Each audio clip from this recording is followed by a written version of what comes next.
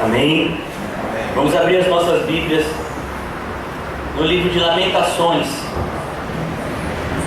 Hoje nós vamos iniciar uma nova série. O livro de Lamentações fica logo depois do livro do profeta Jeremias. É também conhecido como Lamentações de Jeremias.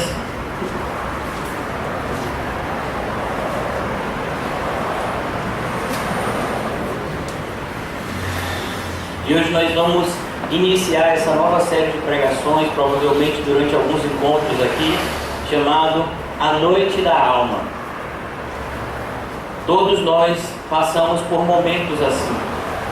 O salmista Davi, quando ele nos ensina a respeito do Salmo 23, ele diz que ainda que ele passasse pelo vale da sombra da morte, ele não temeria mal algum, porque o Senhor estaria com ele. E o livro de Lamentações, ele é escrito dessa forma. Durante muito tempo, o Senhor, através dos seus profetas, exortou o seu povo para que se arrependesse. Mais particularmente, durante a vida de Jeremias, desde moço, ele foi escolhido por Deus para ser profeta. E desde o começo, o Senhor chama Jeremias a conclamar que o povo se arrependesse das suas transgressões, a começar dos sacerdotes que estavam agindo de uma forma hipócrita, e passando pelos líderes, pelos reis de Israel e aqueles que estavam ao seu redor, e todos e os seus habitantes. Eles foram exortados durante anos a se arrependerem dos seus pecados e se voltarem a Deus. Mas o profeta Jeremias, nós sabemos, ele não foi ouvido. Quando o profeta se chegava ao povo e pregava, o povo batia no profeta, prendia ele, expulsava ele, tentaram inclusive matar ele. Mas nós sabemos que o Senhor foi com Jeremias e ele permaneceu vivo durante todo o seu ministério profético. Mas então chegou o tempo do cumprimento da promessa de Deus. A promessa de Deus que traria juízo ao seu povo, que iria punir a desobediência do seu povo, então chegou. E os caldeus dominaram e destruíram a cidade de Jerusalém e levaram cativos os habitantes de Jerusalém como escravos para a Babilônia, aonde eles vão permanecer durante muitos anos no cativeiro babilônico. E então o livro de Jeremias é escrito diante dessa realidade. O juízo de Deus havia chegado ao seu povo. E meus irmãos, nós vivemos tempos tenebrosos. Por mais que nós que somos cristãos sempre venhamos a sentir a presença de Deus, por mais que a gente sinta a companhia do Senhor, mais ao nosso redor nós sentimos cada vez mais o mal avançando. Nós sentimos cada vez mais aqueles que querem fazer o bem sendo oprimidos. E muitas vezes o nosso sentimento é parecido com o do profeta Jeremias. Nós nos sentimos presos a uma realidade que nós não queríamos estar, presos a uma situação que nós não queríamos passar. E muitas vezes nós nos voltamos a Deus e questionamos a Deus: Senhor, por quê? Mas, meus irmãos, a grande realidade é que nós nos queixamos dos nossos próprios pecados.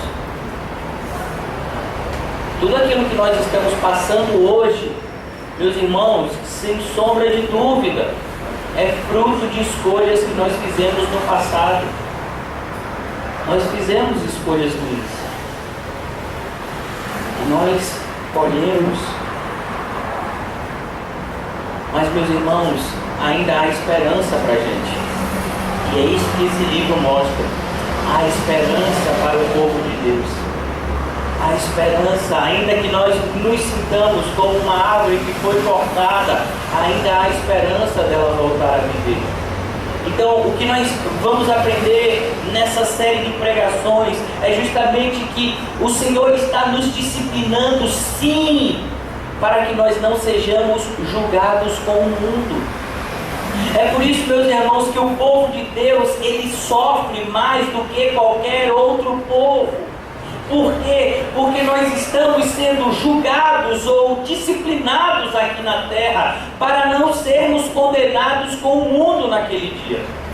É isso que o apóstolo Paulo vai falar, inclusive, em 1 Coríntios 11, quando ele está falando da ceia do Senhor, que muitos irmãos estavam doentes, algumas pessoas haviam morrido, porque estavam agindo indignamente em relação a esse momento sagrado da igreja, que era a ceia do Senhor. E ele diz, isso acontece para que nós sejamos julgados aqui, para não sermos condenados com o mundo. E é por isso, meus irmãos, que esse julgamento de Deus para mim e para você aqui ainda é fruto da misericórdia dele. Pela misericórdia dele, nós estamos sendo disciplinados aqui na terra para não sermos condenados na eternidade. O nosso sofrimento aqui tem um objetivo: transformar o nosso caráter. Esse era o sofrimento, esse era o objetivo do povo de Deus, ser enviado para a Babilônia como escravo. E o Senhor, antes mesmo de permitir que eles fossem escravizados, ele disse: olha, vocês vão passar lá 70 anos. Vocês não estão indo lá para ficar lá para sempre. Vocês estão indo lá para aprender que todo o erro produz consequências. Vocês estão indo lá para que vocês entendam que é necessário vocês se submeterem às minhas ordens. Mas eu trarei vocês de volta. Eu vou renovar vocês. Eu vou dar uma chance nova para vocês. Ainda há esperança. É assim que a gente tem que olhar para a nossa vida. Sim, nós lamentamos. Por isso que o Senhor vai dizer que essa inclusive é uma das bem-aventuranças do crente. Bem-aventurados que choram. Nós choramos pelos nossos pecados. Choramos, meus irmãos, porque quando nós estamos passando por momentos difíceis, nós sabemos que estamos passando por momentos difíceis, porque nós plantamos coisas que nós não deveríamos plantar. E é isso que o cristão verdadeiro faz. Ele reflete a respeito dos seus próprios erros e ele se arrepende. Porque o sofrimento, segundo Deus, opera arrependimento para a salvação. 2 Coríntios 7:10. E o que a gente vai ver aqui é um sofrimento segundo Deus. Sabe, é nesse cativeiro babilônico que a gente vai ver inclusive o nome de Deus ser glorificado. Nós, quando lemos o livro do profeta Daniel, que foi escrito justamente durante esse período de cativeiro, nós vamos ver as obras extraordinárias que Deus fez através da vida de Daniel. Como Deus exaltou o seu próprio nome através da vida daqueles 3 jovens, Sadraque, Mesaque e Abednego. Como Deus deu revelações para Daniel acerca do futuro, não só do povo de Israel, mas de todo mundo. Então, meus irmãos, esse período em que nós passamos no Vale da Sombra, nós não estamos sozinhos, o Senhor está conosco. E é por isso que nós não precisamos temer. Quando nós estivermos nos nossos períodos de sofrimento, eis aí um motivo maior ainda para que a gente busque a Deus. Sabe, é por isso que o crente sofre, para que ele se aproxime mais ainda de Deus. O sofrimento, ele faz uma verdadeira separação. Quando nós colocamos 2 pessoas no sofrimento, você vai perceber aquele que serve a Deus e aquele que não serve. Aquele que serve a Deus no sofrimento, ele vai ser quebrantado e ele vai se prostrar aos pés do Senhor. Mas aquele que não serve a Deus no sofrimento, ele vai se endurecer mais ainda e ele vai blasfemar contra o nome do Senhor. É o que nós vemos, por exemplo, no livro do Apocalipse. Diante dos sofrimentos descritos naquele livro, nós não vemos nenhum tipo de arrependimento nos ímpios, muito pelo contrário, os ímpios começam a blasfemar de Deus pelos seus sofrimentos. Que nós possamos aprender. Por isso, meus irmãos, eu quero, antes mesmo da gente começar a leitura, eu quero deixar três apontamentozinhos para que a gente entenda esse livro da forma correta. O primeiro deles é que o nosso sofrimento é consequência do nosso próprio pecado. Então, quando nós estivermos padecendo por lutas que nós não venhamos aceitar a influência do maligno, porque, deixa eu lhe dizer, quando você estiver passando pelas suas lutas, o diabo vai tentar te convencer que Deus não é bom, que Deus não te ama. A gente vê isso de maneira bem clara na Bíblia, como diante das adversidades o inimigo vem nos tentar e dizer: mas se Deus ama você, por que você está passando por isso? Então, que nós venhamos a entender que as adversidades que nós passamos, as dificuldades, os sofrimentos que nos acometem, são frutos do nosso próprio pecado. Segundo lugar, meus irmãos, a gente percebe no sofrimento o quanto a gente é duro. Sabe, meus irmãos, antes de Deus nos disciplinar, ou de Deus trazer um juízo para mim, para a sua vida, meus irmãos, quantas oportunidades o Senhor não nos dá? A gente vê isso. Quanta oportunidade foi concedida ao povo de Israel que se arrependesse, ao povo de Judá que se arrependesse. Quantas vezes o Senhor disse: olhem, façam isso, ajam dessa forma. Quantas vezes o profeta Jeremias foi mensageiro para dizer: olha, é desse jeito, e o povo resistia à vontade de Deus.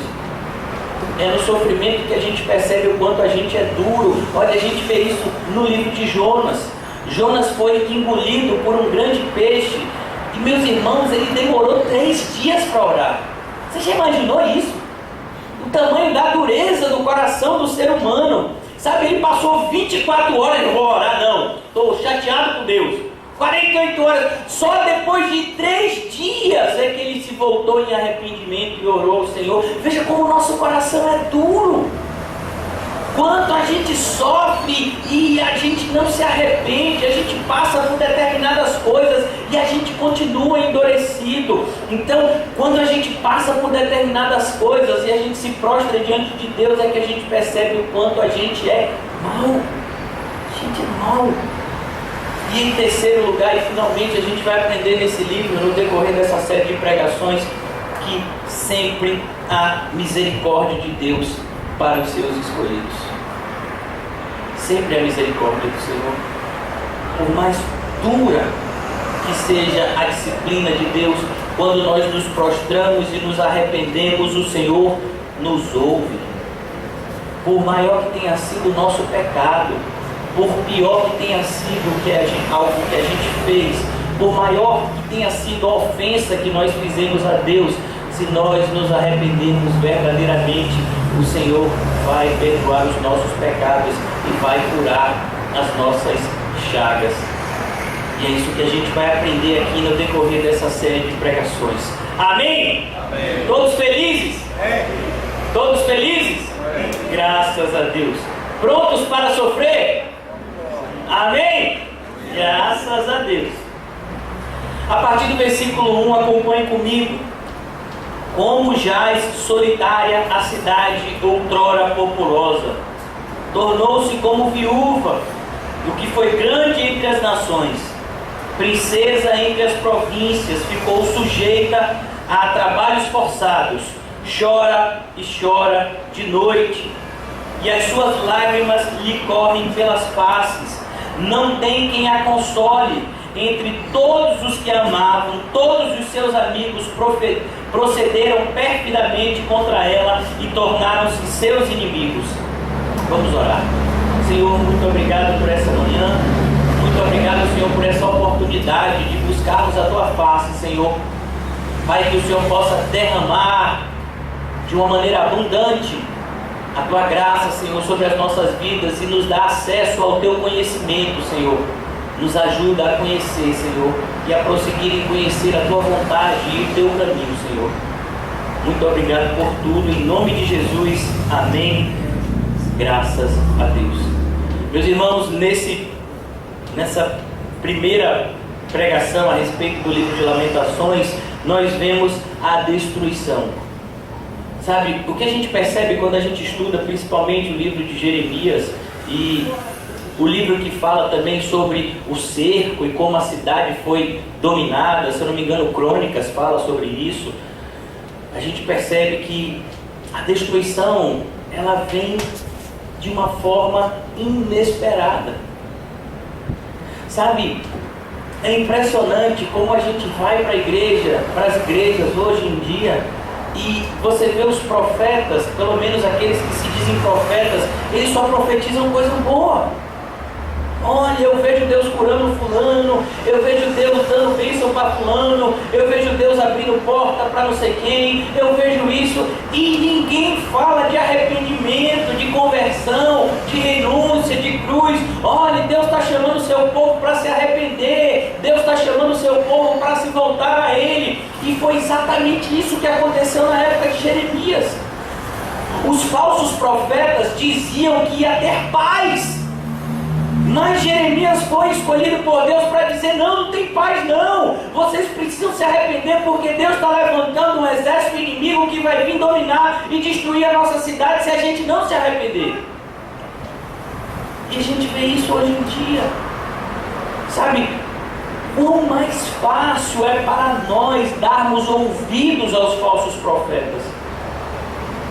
Como os falsos profetas, eles têm um poder diabólico de nos convencer das mais diversas coisas.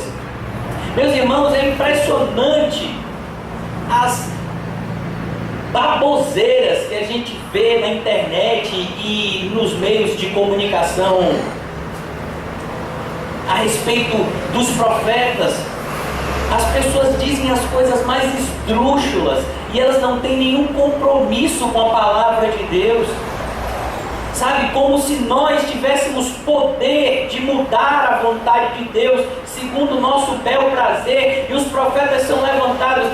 Na época, no ano passado, na época antes da Copa do Mundo, uma pessoa veio falar comigo, foi até o nosso irmão: senhor pastor, eu fui em tal lugar e tinha lá um profeta e ele disse que era para a gente ficar ligado, que a gente tem que orar, porque senão vai acontecer como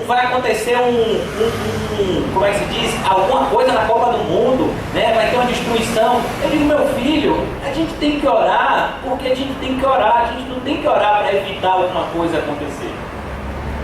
Porque aquilo que tem que acontecer, vai acontecer.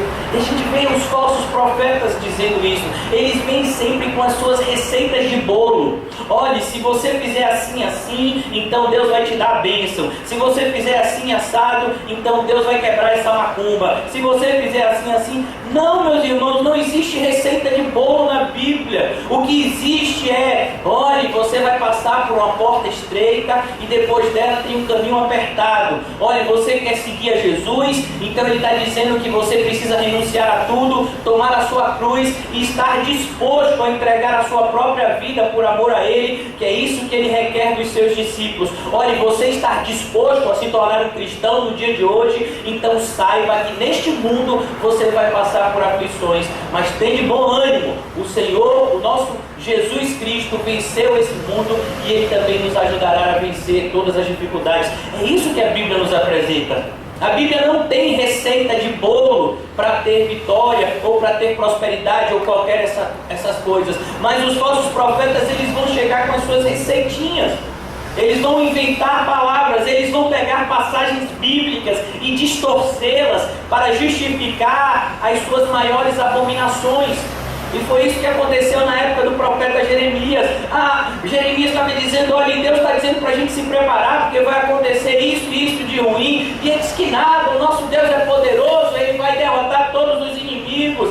E as pessoas criam que quando chegasse esse exército inimigo, né, como o exército dos caldeus, vários outros exércitos lá sitiaram Jerusalém e ninguém conseguiu dominar Jerusalém. Deus vai nos livrar também, mas Deus não livrou.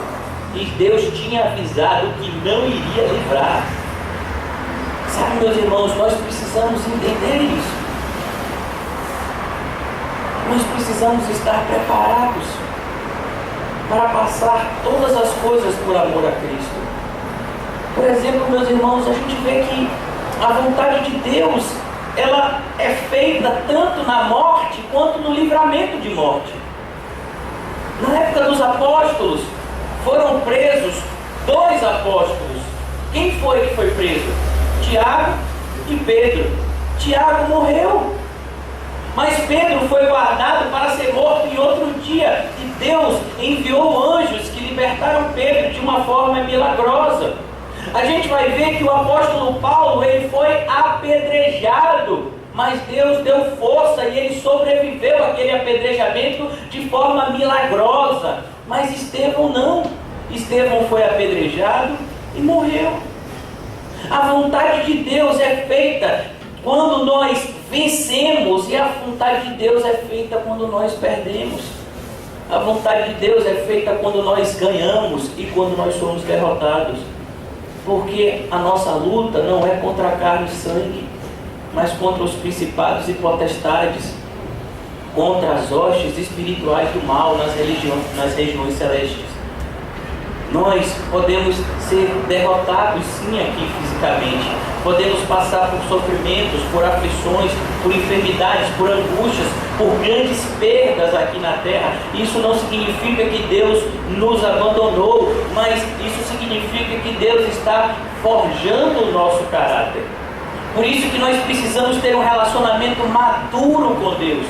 Quando nós somos meninos na fé, nós nos relacionamos com Deus dessa forma, como meninos. Então a gente só acredita, não, no final Deus vai fazer a gente vencer, sabe? Vai acontecer isso de bom, vai acontecer isso sim. Coisas boas acontecem, mas existem também acontecimentos ruins na vida dos verdadeiros cristãos. E isso também vai cooperar para o bem. Quando o apóstolo Paulo escreve em Romanos 8, 28, ele diz: sabemos que todas as coisas cooperam para o bem daqueles que amam a Deus e que foram chamados segundo o seu propósito. Então, meus irmãos, se eu tenho um livramento de uma batida de carro, glória a Deus por isso. Mas se eu bato meu carro, glória a Deus por isso também. Sabe, é aprender a glorificar a Deus em toda e qualquer situação. É isso que vai fazer de você um crente verdadeiro. Glorificar a Deus nas coisas boas. Até o ímpio faz isso. O ímpio, quando ganha uma quantidade X de dinheiro, ele agradece a Deus. Você já viu um jogador de futebol quando faz gol? Sabe, ele aponta para o céu, ele faz lá o sinal da cruz. Mas você acredita mesmo que aquele jogador de futebol, que é envolvido com prostituição, fornicação, droga, todo tipo de pecado, é mesmo temente a Deus? Mas ele vai lá, quando ele fez o gol dele, ó, obrigado Senhor, foi para ti, hein?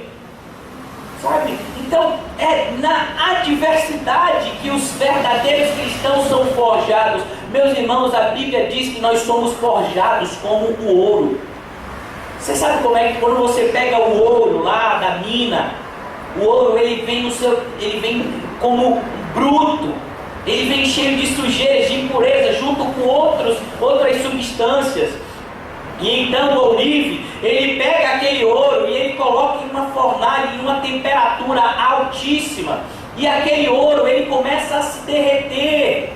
E as impurezas daquele ouro começam a ser queimadas e destruídas, mas o ouro, ele não muda, ele só continua ficando mais puro. Por quê? Porque o ponto de fusão do ouro é o mais alto. Então aquele ouro, à medida que ele passa por temperaturas ainda mais quentes, ele só vai se tornando o quê? Mais puro, e mais puro, e mais puro, enquanto que todas as impurezas que estavam nele vão sendo jogadas fora, vão sendo destruídas. É isso que o sofrimento faz com o cristão, purifica a gente, nos ajuda a nos livrar de pesos e de impurezas que temos carregados muitas vezes sem nem perceber. Por isso que nós precisamos muitas vezes passar por momentos assim. Nós vemos isso de uma forma clara na vida de Jó. Jó tinha uma vida muito boa, e nessa vida muito boa Jó era temente a Deus, era reto, íntegro de coração, se desviava do mal. Quem deu esse testemunho de Jó foi o próprio Deus. Mas Jó, no final do seu livro, depois de ter passado todo aquele sofrimento que a gente sabe, ele diz que a melhor coisa que aconteceu com ele foi aquele sofrimento. Como assim, Jó? Você está maluco? Ele diz: antes eu conhecia a Deus de ouvir falar, mas todas essas dificuldades fizeram com que eu contemplasse a face de Deus. Me deram uma intimidade com Deus que eu jamais teria se eu não passasse por esses sofrimentos. Um dos pregadores que nós amamos muito e aprendemos muito com ele diariamente, embora ele já tenha ido para a glória há centenas de anos, é Spurgeon. Spurgeon, ele sofreu durante anos de diversas enfermidades. E uma vez, determinada pessoa foi entrevistar a ele e perguntou: me diga aí o que você é mais, quais são as coisas que você mais é grato a Deus? Ele disse: em segundo lugar, eu agradeço a Deus pela minha saúde. E a mulher disse: sim, mas diga aí, e aquilo que você mais agradece a Deus? Eu agradeço a Deus pelas minhas constantes enfermidades. E aquela jornalista ficou com: como assim você agradece a Deus pelas enfermidades que você tem? Porque foram elas que me aproximaram ainda mais dele. São as nossas adversidades, é na luta que a gente se aproxima mais de Deus. Sejamos sinceros com a gente mesmo. Veja que foram nos nossos momentos mais difíceis onde nós gozamos de uma maior intimidade com Deus. Um dos homens, meus irmãos, que viveu recentemente, ele já foi para a glória também, um pastor chamado Richard Rembrandt. E ele viveu na Romênia, na época em que houve uma perseguição muito forte com os cristãos, e ele ficou preso durante 14 anos, sendo torturado de dia e de noite. Ele foi torturado, choque, espancamento, todo tipo de coisa. Mas quando ele, enfim, foi livre, e ele foi então morar nos Estados Unidos e desenvolveu um ministério muito parecido com o que a gente vê hoje, Portas Abertas. Ele desenvolveu um ministério muito grande, focado principalmente nesses países onde a igreja é perseguida, e ele pregou durante muito tempo lá. Mas ele dizia: eu nunca mais tive a mesma intimidade com Deus depois que eu fui liberto do que quando eu estava lá.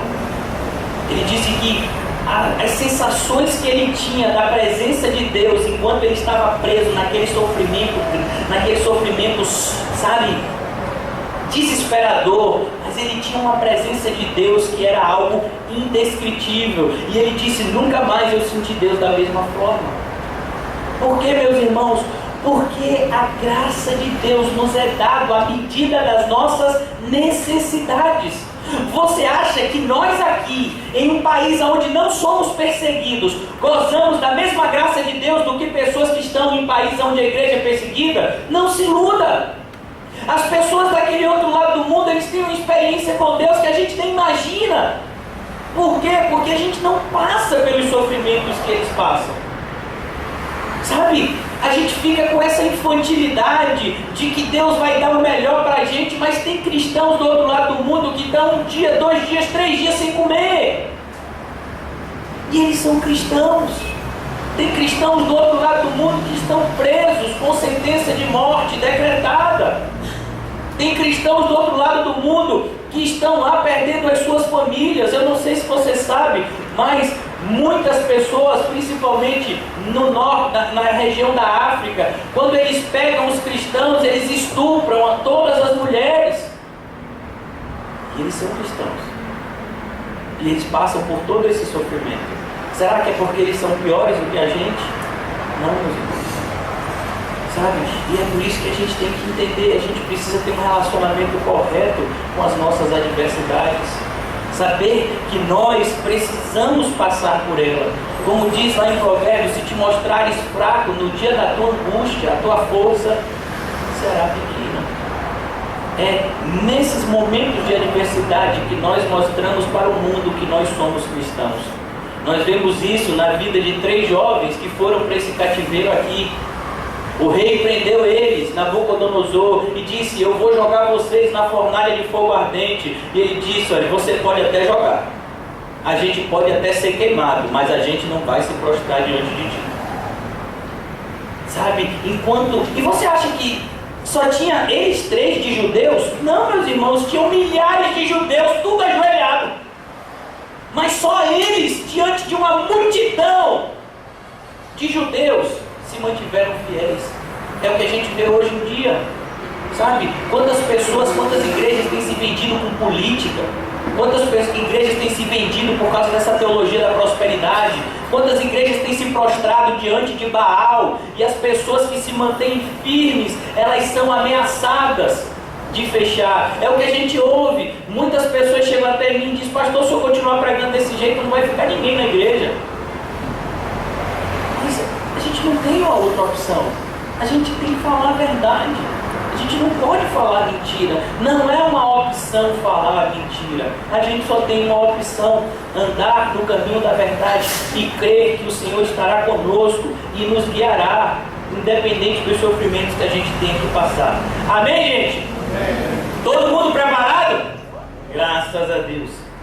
Como já é solitária a cidade que outrora foi populosa, ela tornou-se como uma viúva que foi grande entre as nações, princesa entre as províncias, e ficou sujeita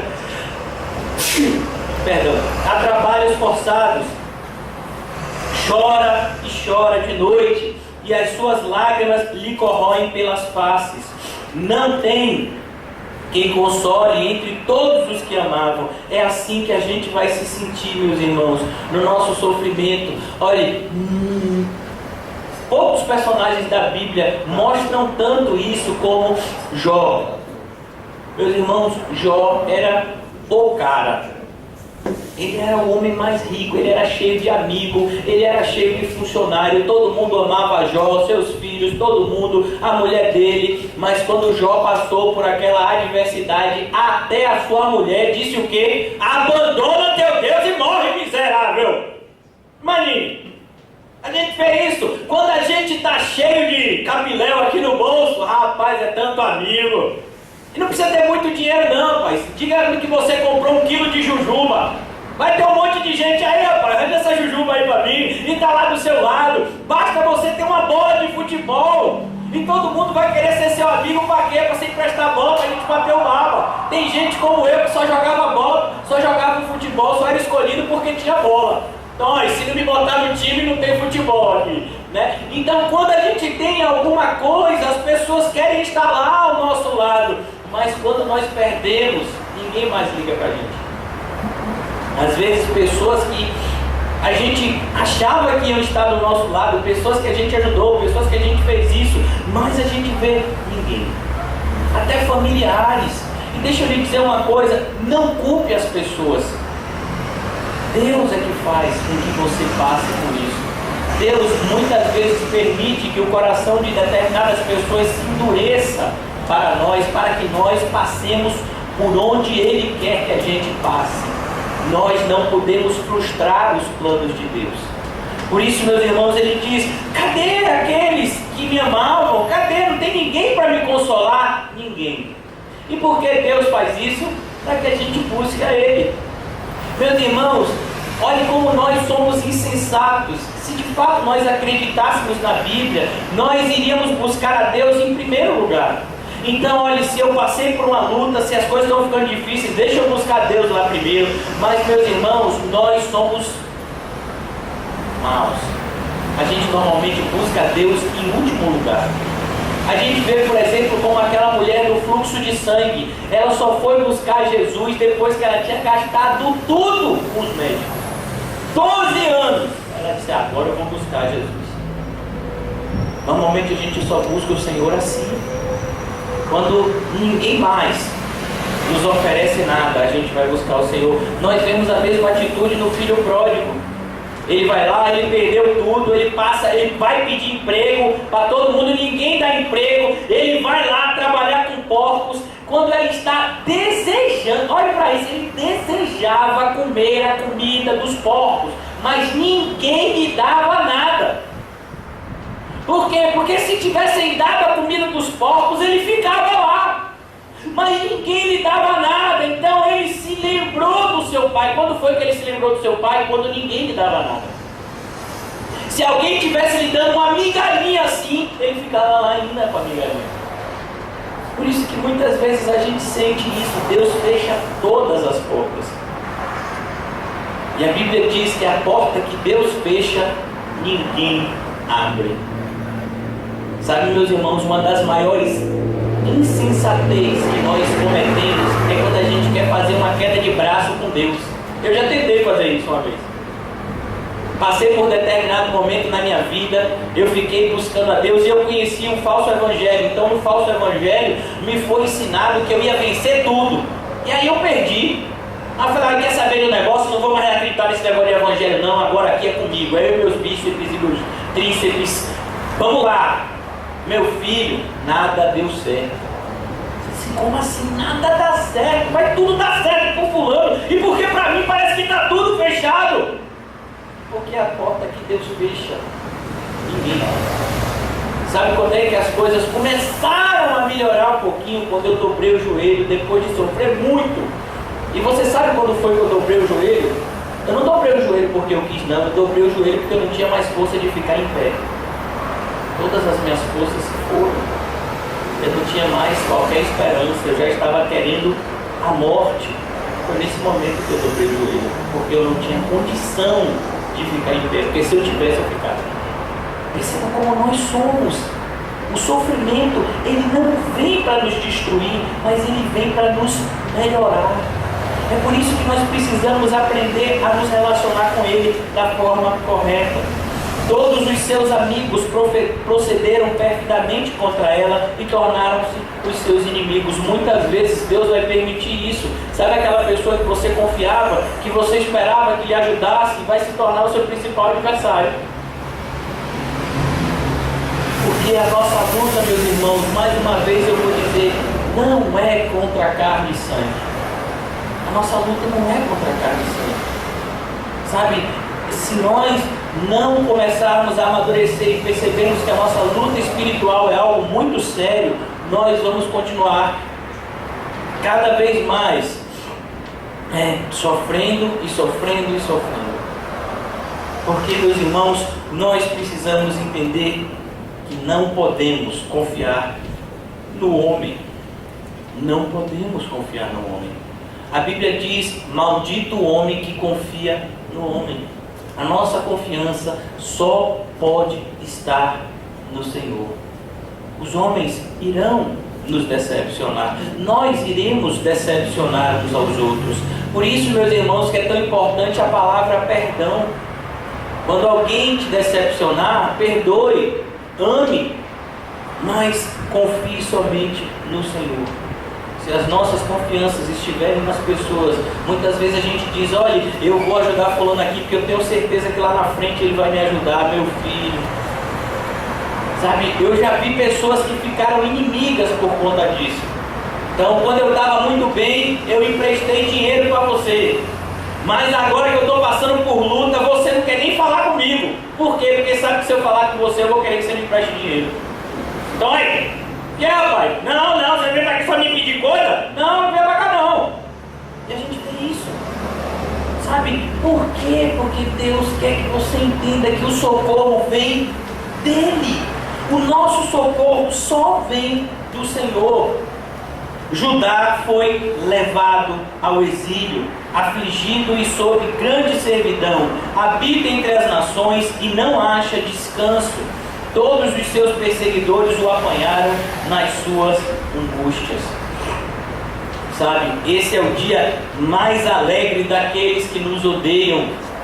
Eles contemplam a nossa derrota. Mas graças a Deus, que mesmo nós, quando somos abatidos, não somos destruídos. Por isso que o apóstolo Paulo vai dizer em 2 Coríntios 4, ele diz, nós somos abatidos, mas não somos destruídos. Sabe, o ímpio, quando ele é abatido, ele é destruído, mas o crente não. Porque o crente, ele é renovado dia a dia. Como o Senhor Jesus nos diz, os moços, os jovens se cansarão, mas aqueles que esperam no Senhor não se cansarão, pois o Senhor renovará as suas forças, dará a eles asas como de águia, e eles vão correr e não vão se cansar, e eles vão caminhar e eles não vão se fatigar. Aqueles que esperam no Senhor, eles são, como diz o apóstolo Paulo, ainda que o meu homem exterior se corrompa, se desgaste, o meu homem interior é renovado todos os dias. Sabe qual é a ordem que Deus dá ao povo no exílio? Ele diz: olha, vocês agora já estão presos. Então o negócio é o seguinte: trabalhem aqui, constituam as suas famílias, porque eu vou vir buscar vocês daqui a um tempo. Cresçam, multipliquem, e eu vou vir buscar vocês daqui a um tempo. Foi essa a ordem que Deus deu. Sabe, meus irmãos, Davi, da mesma forma, Davi, quando Betseba está grávida, o filho ia nascer, e ele vê que aquele menino estava doente, ele começa a jejuar, ele não toma banho, ele está lá só jejuando e orando, mas chegam para Davi e dizem: olha, Davi, seu filho morreu. Davi vai lá, lava o rosto, vai comer, e diz: mas Davi, agora que era para você ficar com luto, era agora que era para você, sabe, sofrer. E ele diz: não, meu filho, tudo que eu tinha para fazer eu já fiz. Pedi a Deus, pedi, orei, mas se essa foi a vontade de Deus, agora eu tenho que continuar adiante. A vontade de Deus se cumpriu e eu vou continuar a minha vida. Sabe, é assim que nós fazemos. Diante das angústias, não adianta a gente ficar remoendo. Sim, vem o sofrimento, continue a sua vida. Continue, porque Deus vai te dar força. Ele vai renovar você. Mesmo você em uma prisão, a gente vai ver isso, por exemplo, na vida de José. José, ele foi vendido como escravo para Potifar. Aí ele chega lá na casa de Potifar como um escravo, e ele vai crescendo e se torna o principal, aonde todas as coisas estavam sujeitas a ele. Depois de Potifar, quem é que mandava era José. Mas aí acontece, a mulher de Potifar seduz José corre, a mulher mente lá e diz que José tentou abusar dela. José vai parar na prisão como um prisioneiro lá. Depois ele sobe e se torna o chefe da prisão. Sabe? Porque José não ficava remoendo a vida, morte, porque eu sou assim. Não! A gente passou por essa luta, vamos continuar. A luta não acabou. Continue. Sabe, existe uma síndrome que invade o coração de muitas pessoas. Eu falo isso com propriedade, porque essa síndrome, ela tenta me atacar todos os dias. É a síndrome do coitadinho, onde a gente se acha que a nossa vida é a pior do mundo. Oh meu Deus, o que é que eu vou fazer agora? Eu não sou capaz. Não! Eu posso todas as coisas naquele que me fortalece. Eu posso suportar todas as coisas que Deus quiser que eu suporte, porque Ele está ao meu lado. Como nós falamos, ainda que haja um vale da sombra da morte que eu tenha que passar, eu vou passar porque o Senhor está ao meu lado. Eu posso passar por todas as coisas. Deus está comigo. É para ficar aqui no exílio? Eu vou ficar. É para padecer esse tempo aqui na prisão? Eu vou ficar. A gente vê isso na vida do apóstolo Paulo. Ele está lá, ele foi açoitado em Filipe, ele estava preso na cidade de Filipe. Você não vê Paulo lamuriando, você não vê Paulo murmurando. Ele está lá: e aí, Silas, vamos louvar um pouquinho? Paulo agora estava preso em Roma, ele ia morrer dentro de pouco tempo, e ele escreve aos Filipenses, ele diz: e aí, vamos todo mundo se alegrar no Senhor, alegrem-se no Senhor. Por quê? Porque a gente sabe que a nossa casa não é aqui. Sabe, por mais que o Senhor nos livre de várias situações, por mais que o Senhor nos proporcione momentos de alegria e de felicidade, aqui não é o nosso lugar. A nossa Jerusalém, a nossa cidade santa é no céu. Então, independentemente do que o homem possa nos fazer aqui na terra, nós jamais estaremos destruídos, porque o Senhor nos levará em segurança até as nossas moradas celestiais, pois aquele que começou a boa obra em nós irá concluí-la. Os caminhos de Sião estão de luto, porque não há quem venha à reunião solene. Todas as suas portas estão desoladas, os seus sacerdotes gemem, as suas virgens estão tristes, e ela mesma se acha amargurada. Os seus adversários triunfam, os seus inimigos prosperam, porque o Senhor a afligiu. Por causa da multidão das suas prevaricações, os seus filhinhos tiveram de ir para o exílio. na frente do adversário. Sabe, meus irmãos, isso que a gente está vendo aqui, as pessoas estão de luto. Não há quem venha à reunião solene.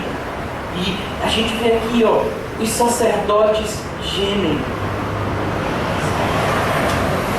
Não há vergonha em sofrer. Não há vergonha em padecer lutas. Meus irmãos, mas a certeza que a gente tem é que o Espírito Santo nos renova dia a dia. Sabe? Quando nós estudamos a história da igreja ontem, lá na Formosa Betel, nós passamos mais uma vez um vídeo muito bom, chamado Espelho dos Mártires. É um documentário que existe sobre a história da igreja, onde vai mostrar o martírio de todos os cristãos, desde o martírio do próprio Jesus Cristo, né, que sofreu e que foi morto, até todos os seus apóstolos sofreram martírio, com exceção do apóstolo João. Mas a gente acompanha também, durante a história da igreja, quantos cristãos foram martirizados. Segundo alguns documentos, cerca de 40 a 50 milhões de cristãos foram martirizados. E você vai dizer que Deus não ama essas pessoas? Você vai se colocar, essas pessoas eles sofreram porque eles eram más, eu não estou sofrendo porque eu sou bom. Não, meu filho. Sabe, é por isso que a gente tem motivos para agradecer a Deus. O profeta Jeremias, ele é muito parecido com a gente. Ele era um crente como a gente, que muitas vezes reclama de barriga cheia, porque não sabe o que é estar de barriga vazia. E o profeta Jeremias, logo no começo do seu ministério, se eu não me engano, em Jeremias capítulo 12, ele volta ao Senhor porque ele está chateado, porque ele está profetizando e ele acreditava que o povo devia ouvir ele profetizar, né? Mas ele está profetizando e o povo só aprendendo, fazendo coisa com ele, e ele vai para Deus e diz: Senhor, eu não quero mais isso para mim. E aí Deus volta para Jeremias e diz: meu filho, se em tempo de paz você está sofrendo desse jeito, como é que você vai agir quando as coisas piorarem? Se você não está aguentando correr com homens, como é que você vai correr com os cavalos? Se você não está suportando lutar contra um irmão ou contra uma situação, como é que você vai lutar contra os demônios? Sabe, meus irmãos, as adversidades, elas servem para forjar o nosso caráter. Por isso, meus irmãos, nós, como sacerdotes de Deus, precisamos estar sempre alegres. A alegria do cristão não está no seu sorriso, mas a alegria do cristão está na confiança de que Deus está sempre no controle. Essa é a alegria da gente. Então, mesmo nos nossos momentos mais tenebrosos, como por exemplo, mais uma vez eu vou dar o exemplo desses 3 jovens, Sadraque, Mesaque e Abednego, mesmo naquele momento onde eles estão sendo ameaçados de morte, mas eles diziam: olha, o meu Deus é todo poderoso, se Ele quiser me livrar, Ele me livra. Então, a nossa alegria procede da nossa confiança em Deus. Por isso nós não devemos, como sacerdotes de Deus, como povo eleito de Deus, gemer, mas devemos glorificar a Deus também nas adversidades. E ele diz: as suas virgens estão tristes e elas mesmas se acham em amargura. Tome muito cuidado, meus irmãos, para que o sofrimento não endureça o seu coração. O que a gente vê, como Jesus diz lá em Mateus capítulo 24, é: por se multiplicar a maldade no mundo, o amor de quase todos se esfriaria. Olha, meus irmãos, uma igreja que dava muita alegria ao Senhor, estava fazendo as coisas quase todas certas, era a igreja de Éfeso. Era elogiada mais do que qualquer outra igreja. Olha, eu tenho ao seu favor que você não suporta os homens maus, tenho ao seu favor que você não tolera, você tem provado e reprovado os falsos apóstolos. Mas o Senhor chega no momento e diz: eu tenho porém contra ti que abandonaste o teu primeiro amor. Sabe, é isso que a gente vê aqui, é esse que é o contraponto da palavra amargura. Uma das grandes lutas que eu travo é não permitir que o meu coração seja amargurado. Meus irmãos, deixa eu lhe dizer uma realidade da gente aqui na igreja. A maioria das pessoas que a gente ajuda sequer vai nos agradecer. A maioria das pessoas que a gente prega o verdadeiro evangelho, na maioria das vezes vão sair falando mal da gente, dizendo que a gente é exagerado. Pessoas que muitas vezes você se entrega completamente, aquela pessoa quando tem uma oportunidade, a primeira coisa que acontece é ela vai para bem longe de você. Por quê? Porque você só traz lembrança de tempos ruins para essa pessoa. E diante de realidades assim na igreja, a gente precisa proteger o nosso coração, senão ele vai ficar amargurado. Eu conheço pessoas, pastores, que em virtude de todas essas decepções, eles fecharam o seu coração e eles estão amargurados, porque eles não souberam lidar com essa situação. E eu tenho que falar, eu luto contra isso todos os dias. Por isso a gente tem que lutar diante desses sofrimentos, diante dessas coisas, dessas decepções que nós sofremos. Nós precisamos proteger o nosso coração para que ele não fique amargurado, mas para que ele esteja guardado do Senhor e que nós saibamos que o Senhor está no controle e que se o Senhor é por nós, quem será contra nós? Versículo 5, os seus adversários triunfam, os seus inimigos prosperam. E é isso que a gente vê, sabe? É como no Salmo 73, o Salmo de Asaf. Asaf, ele quase se desviou, os seus pés quase tropeçaram, porque ele olhou para a prosperidade do ímpio. Aqueles que são inimigos de Deus, aqueles que são inimigos do falso evangelho, meus irmãos, quais são as igrejas que mais crescem hoje em dia? As igrejas do falso evangelho. Sabe? São as igrejas que mais crescem hoje em dia. Uma dessas igrejas do falso evangelho, uma vez um dos seus seguidores esteve diante de uma pessoa que eu conheço e disse assim: olha, a gente só perde para a Coca-Cola. A gente tem sedes em todos os países do mundo, a gente só perde para a Coca-Cola em número de filiais. Eu falei, a igreja agora virou empresa, está se comparando com a Coca-Cola? Pois é, o pessoal se compara. E eles prosperam. Meus irmãos, ontem a gente teve a tristeza de ler no jornal sobre uma seita, né, que era disfarçada de igreja, que havia fraudado milhares de pessoas e os seus líderes estavam com um patrimônio de 100 milhões de reais. Uma seita que foi feita não tem nem 10 anos. Eles conseguiram juntar 100 milhões de reais enganando as pessoas em menos de 10 anos. Uma seita que sequer a gente conhece. Foi feito recentemente um levantamento sobre os 5 pastores mais ricos do Brasil. Olhe, tem pastor que o patrimônio dele é 1 bilhão e 300 milhões de reais. Você sabe o que é isso? O pastor que menos tem da lista desses 5 é 600 milhões de reais. Coitadinho. Será que dá para viver com 600 milhões de reais? Então é isso, a gente vê isso todos os dias. Sabe, meus irmãos, há pouco tempo atrás apareceu a notícia daquele senador chamado Collor, que já foi presidente e que sofreu impeachment, e a Polícia Federal foi na casa dele e apreendeu carros no valor de milhões, Ferraris, Lamborghini, carros caríssimos. A gente olha assim, Senhor, mas os ímpios só prosperam. Sabe, as pessoas que agem perfidamente, as pessoas que não ligam para Deus, as pessoas que pisam nas outras, as pessoas que dão sempre uma desperta, aqueles que são os violentos, parece que só esses que se dão bem. É isso que na maioria das vezes a gente sente. Olha, os seus adversários triunfam. Meus irmãos, eles estão sendo vitoriosos aqui porque a derrota deles já foi dada. Tudo que eles têm é esse mundo, e quando esse mundo for tirado deles, eles não vão ter mais nada. A nossa herança não está aqui. A nossa herança é o Senhor. Por isso, meus irmãos, nós precisamos olhar para o mundo da forma correta. Essas pessoas, elas não são vitoriosas, elas são sim derrotadas.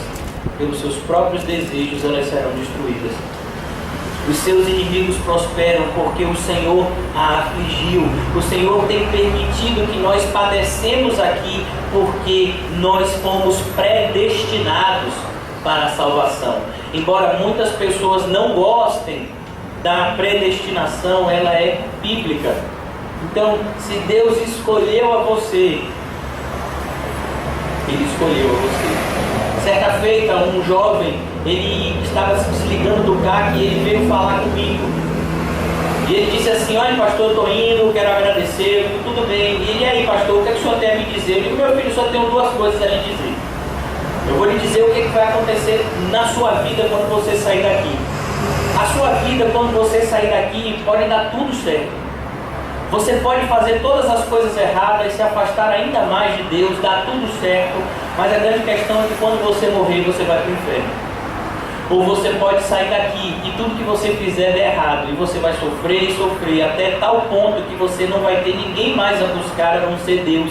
E naquele momento que você se arrepender, Deus vai lhe salvar e você vai para o céu. Só existem essas duas opções.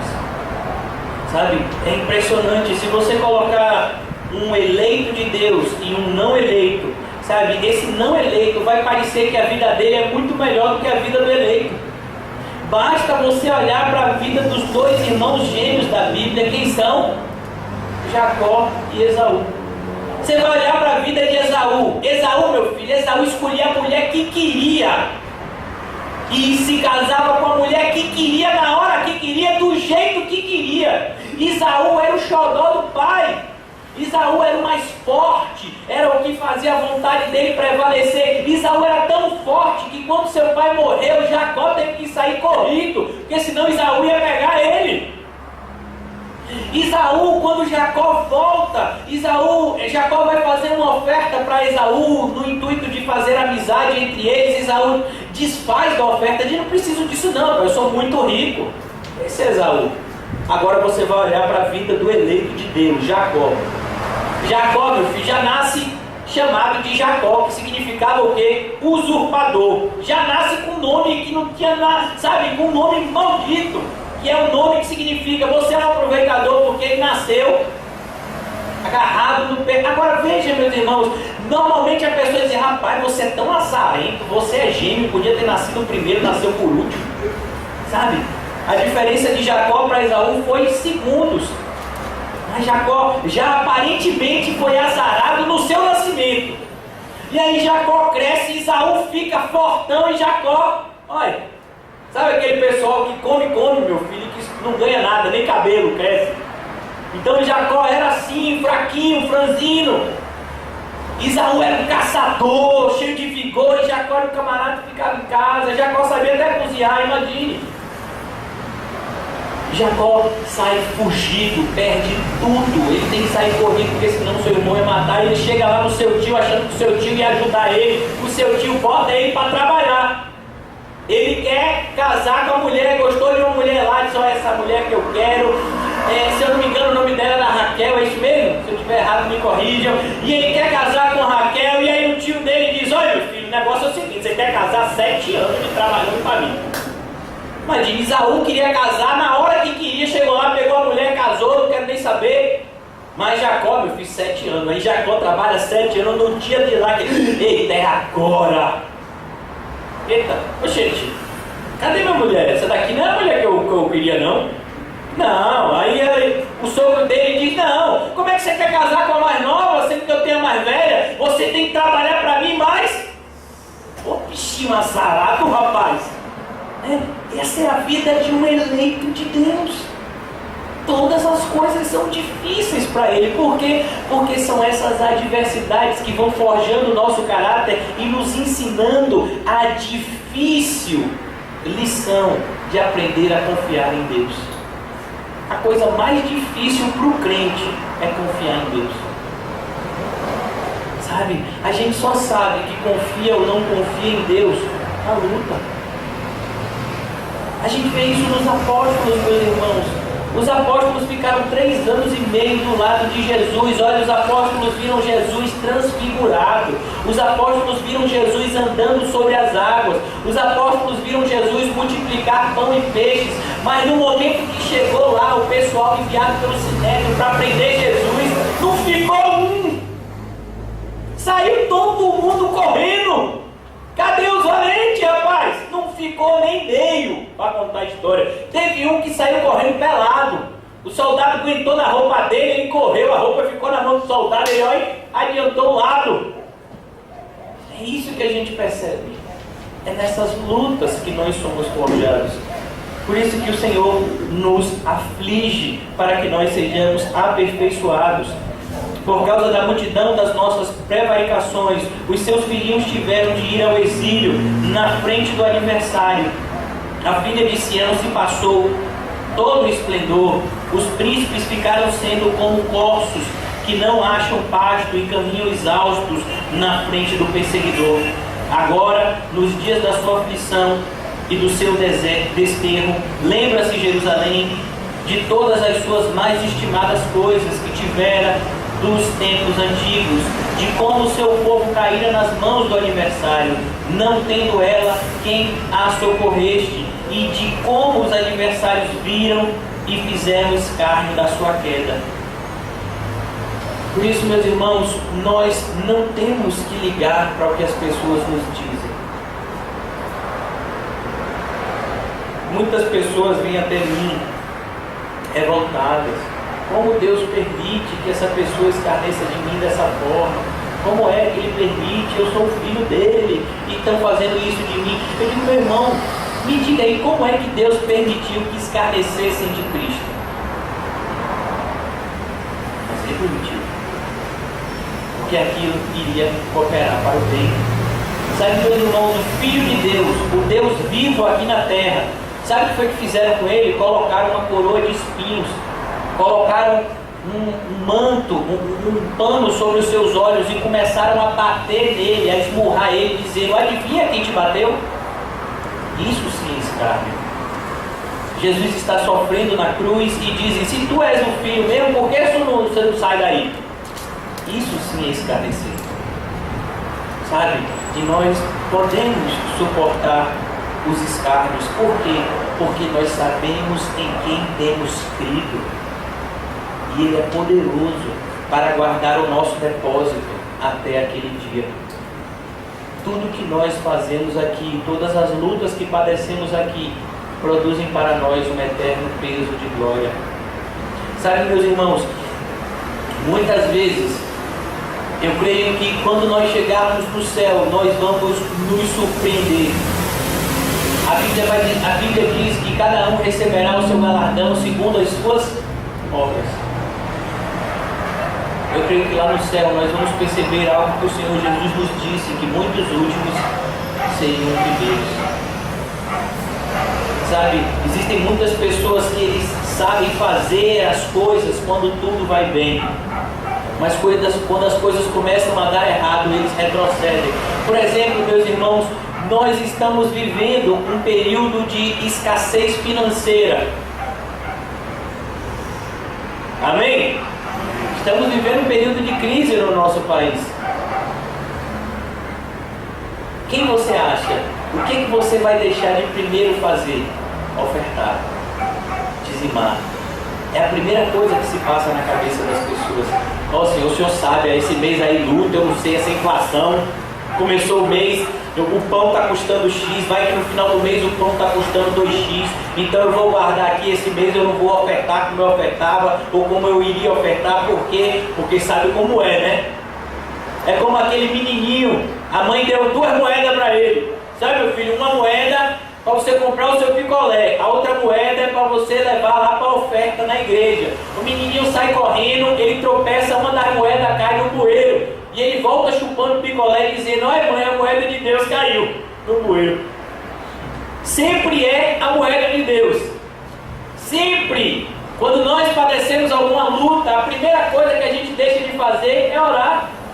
Sabe, quando nós mais deveríamos orar, é quando a gente para de orar. É impressionante, meus irmãos. Quando as coisas começam a piorar e a gente se sente fraco, a gente diz assim, eu estou tão fraco, eu não consigo nem orar. Eu digo, meu filho, é agora que você precisava. Por isso que nós precisamos nos recompor e entender isso, que independente desses escárnios exteriores, o que o Senhor espera de nós, é o que Ele disse lá, e eu vou acabar aqui, semana que vem, se Deus permitir, vamos continuar a partir do versículo 8, Ele vai dizer o seguinte: se o meu povo, que se chama pelo meu nome, se humilhar e orar, e se arrepender dos seus maus caminhos, então eu ouvirei do céu e sararei a sua terra. É isso que o Senhor espera de nós, que nós possamos nos prostrar diante dele. Você não precisa e não deve se humilhar diante de nenhum homem.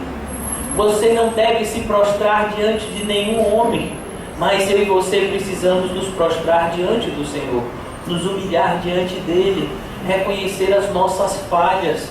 Meus irmãos, nesses momentos de angústia, nós não temos que nos voltar para Deus e dizer: Deus, por que eu estou passando por isso? Mas nesses momentos de angústia a gente tem que dizer: Deus, eu sei por que eu estou passando por isso, mas me perdoa, Senhor. Me perdoa. Perdoa a minha insensatez. Eu fico tão triste, meus irmãos, com determinadas pessoas que a gente conhece, pessoas que têm ouvido o verdadeiro evangelho, que às vezes dizem assim, sabe, mas eu tenho feito tudo certo, eu estou, sabe, fazendo tudo certinho, eu sempre amei a Deus. E não sei o que, rapaz? Como assim? A gente nunca fez tudo certo. A gente sempre faz tudo errado. Até as nossas boas obras são como trapos de imundícia diante de Deus. Porque a gente não sabe, meus irmãos, a gente não sabe nem pedir, que dirá fazer. Até para pedir a gente precisa da ajuda do Espírito Santo. E quando a gente consegue fazer alguma coisa de bom, a glória de quem? De Deus, porque operou em nós tanto o querer quanto o efetuar segundo a sua boa vontade. Então, meus irmãos, nesses momentos de luta, o que mais a gente precisa é de arrependimento. Sabe, o sofrimento vem na nossa vida para que nós venhamos a nos arrepender dos nossos maus caminhos. A palavra arrependimento significa mudança de pensamento. A palavra arrependimento significa repensar uma situação. Por isso, meus irmãos, quando nós estamos sofrendo, é naquele momento que a gente olha para a nossa vida, que a gente reflete sobre as nossas escolhas ruins e que a gente se coloca diante de Deus e pede perdão a Ele, em reconhecimento das nossas falhas. Como Davi, meus irmãos. Davi, ele fez coisas horríveis, mas todas as vezes que ele era confrontado pelo seu pecado, ele não se justificava. Ele dizia assim: Senhor, eu pequei contra o Senhor, me perdoa, Senhor, perdoa as minhas transgressões, perdoa as minhas falhas. Então, que nesse primeiro encontro que nós estamos tendo sobre o livro de Lamentações, que nós possamos ter nessa manhã o nosso coração cheio de arrependimento. Porque deixa eu lhe dizer, meus irmãos, sabe o que é que vem logo depois do arrependimento? O júbilo, a alegria. Porque todo aquele que confessa e deixa, alcança a misericórdia. Por isso, meus irmãos, quando nós nos arrependemos, ao passo que o nosso coração está triste, nós estamos lá pranteando diante de Deus em arrependimento, naquele mesmo instante o nosso coração é inundado de uma alegria indescritível, porque nós temos a certeza de que nosso Deus nos perdoou. Nosso Deus renova a nossa sorte, nosso Deus nos dá esperança, nosso Deus nos dá certeza de que dias melhores virão para aqueles que confiam no Senhor. Vamos orar. Senhor,